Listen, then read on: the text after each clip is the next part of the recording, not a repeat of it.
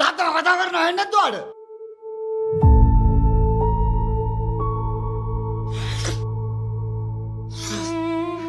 අම්මා නැතුණාට පස්සේ හැමදේම මම තනියෙන් තාත්තා දරාගත්තේ. මේක සයිඩ් කරලා දෙන්න තාත්තේ. තාත්තා මේක සයිඩ් කරලා දෙන්න තාත්තේ. මෙච්චර දේවල් තියෙනවා අපිට. තාත්තේ! තාත්තේ! තාත්තා දුරඩු තාත්තේ. තාත්තේ මගේ උද තාත්තේ. තාත්තේ මං ඔයාට ආයෙ වල් දෙන්නේ නැහැ තාත්තේ. තාත්තේ මේ පේපර් එක සයින් කරලා දෙන්න තාත්තේ.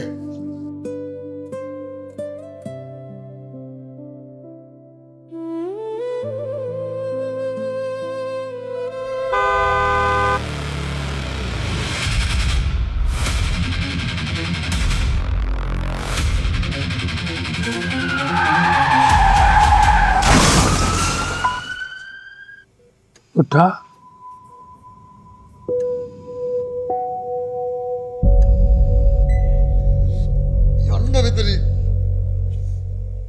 යන්න මෙතන මොකටද බව බලන්න ආවේ?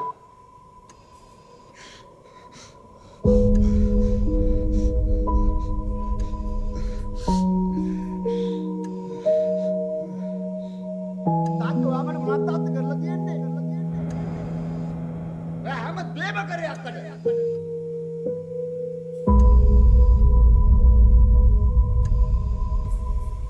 තව ටික දවසකින් ඇවිද ගන්න පුළුවන් වෙයි. Thank you doctor.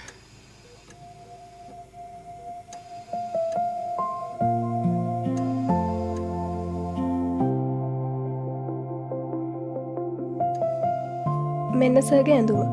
සර්ගේ තාත්තා සර්ට දෙන්න කියලා කිව්වා.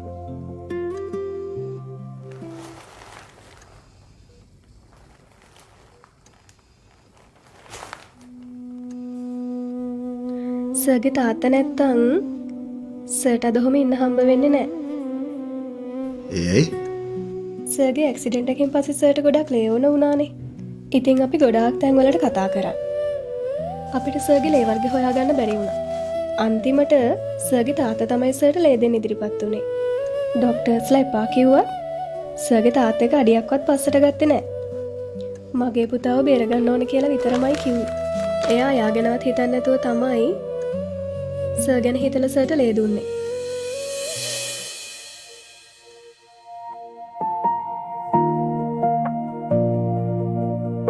ජීවිත කාලයම කියවුවත් තාත්තගේ ආදරේ සම්පූර්ණයෙන් තේරුම් ගන්න බැරි වේවි.